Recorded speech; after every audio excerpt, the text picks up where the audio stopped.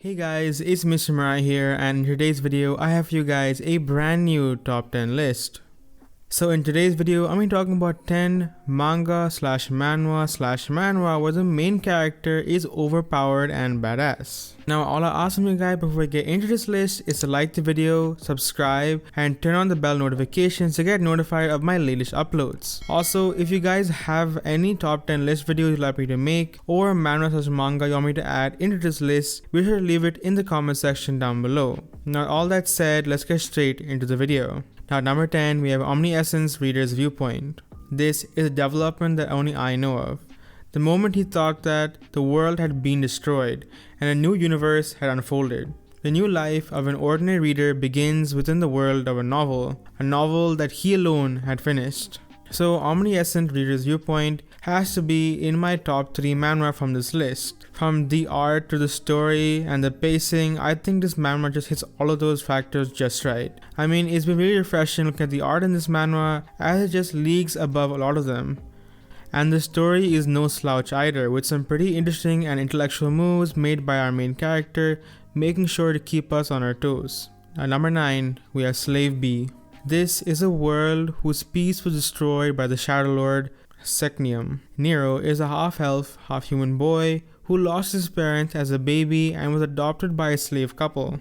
In this world, slaves are not treated as humans. Since Nero's adoptive parents are slaves, they are mistreated and eventually lose their lives. Now, Nero is alone once more and must shoulder the burdens of his family and do whatever it takes to protect his 2 younger siblings. If Nero wants to escape his fate, there is only one thing he can do.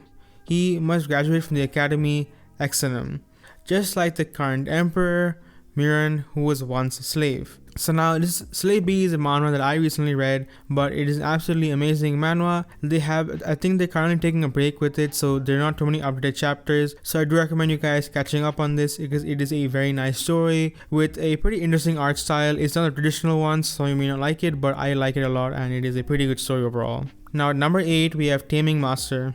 The best known VR game in the world, Kailan, a certified game addict well known in the virtual world, Ian, who despite having a level 93 archer in the top leaderboards of the VR game world, Kailan, Ian decides to delete it all despite everyone around him telling him not to. And this is all to convert to a hidden class he obtained by chance. The class he chose is the most worthless class in Kailan, and that is the Summoner's class. If he wants to avoid getting an F in college, he needs to level up to his previous level within 2 months. Kailan is notorious for his very cruel leveling system, where it is said to take over a year to reach level 100. His struggles to reach level 93 in only 2 months unfold. Level quickly, thoroughly, and persistently.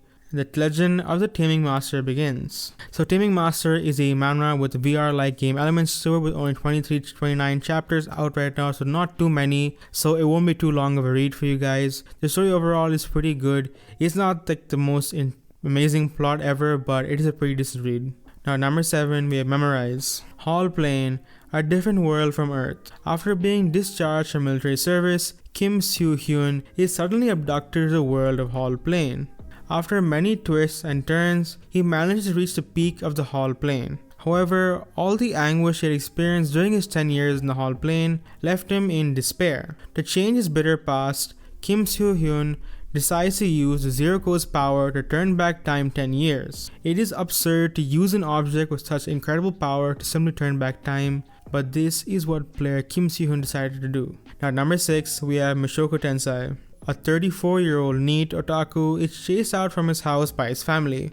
Unattractive and penniless, he finds that he has reached a dead end in life, and he now realizes that his life actually could have been much better if he had made better choices in the past. Just when he was at the point of regret, he saw a truck moving at a fast speed straight towards 3 high schoolers in its path. Mustering all the strength he had, he tried to save them and ended up getting run over by the truck, quickly ending his life. The next time he opened his eyes, he was already reincarnated into a world of sword and magic as Rudius Greyart.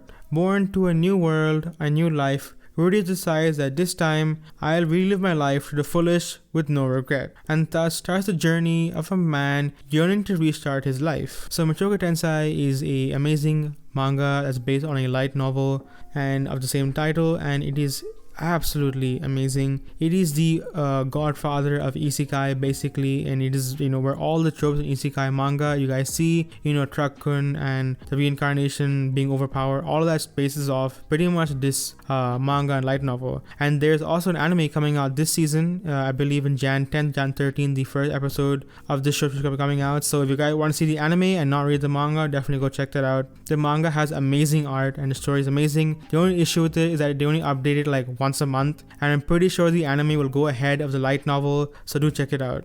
Now number 5, we have Rooftop Swordmaster. A boy who is bullied and forsaken is chosen by a sword that falls from the sky. So Rooftop Swordmaster definitely takes the traditional revenge story with an overpowered main character to a whole other level. We have our main character who goes through an extremely violent bullying experience that lands him in a coma, and his parents trying to get justice against these bullies, but unfortunately gets nowhere because the bullies all have rich, powerful parents, and they end up setting themselves on fire and they sadly die. The story continues from where our main character wakes up and starts to plan his revenge on the kids that ruined his life and family. And then one day, a flaming sword lands right outside his door, providing him a way to gain a profound strength to crush his enemies and gain justice for himself. If you love a good revenge story where the main character is so overpowered even a tank can't kill him, and the sweet satisfaction of taking revenge, then this is definitely the manhwa for you. Now number 4, we have Bowblade Spirit. The bow is a weapon that dominates everything in sight, even for targets hiding at distances too far for the eye to see. Just imagine a weapon you cannot even see targeting your life. What could possibly be scarier than that? A training regime from hell with a brutal grandfather. A joyful trip to Zhongwan in search of a wife. The rise of a hero who will overturn the Murim world. The key guided arrow. A fresh take on key guidance that is stronger than both the key guided sword and blade. So the Bowblade Spirit is a cultivation manhwa where the main character is very overpowered and badass. I love cultivation manhwa. I decided to add this in this list because I think the art is pretty decent for cultivation manhwa, and the story is also pretty decent. It only has 30 chapters, so it's not the biggest manhwa out there, but the quality is a lot better than a lot of the other 100 plus cultivation manhwas. Now number 3, we have Battle to the Heavens. In a land where no magic is present, a land where the strong makes the rules and the weak has to obey. A land filled with alluring treasures and beauty, yet also filled with unforeseen danger. Zhao Yan, who had shown talents none had seen in decades, suddenly lost everything 3 years ago, including his powers, his reputation, and his promise to his mother. What sorcery had caused him to lose all of his powers?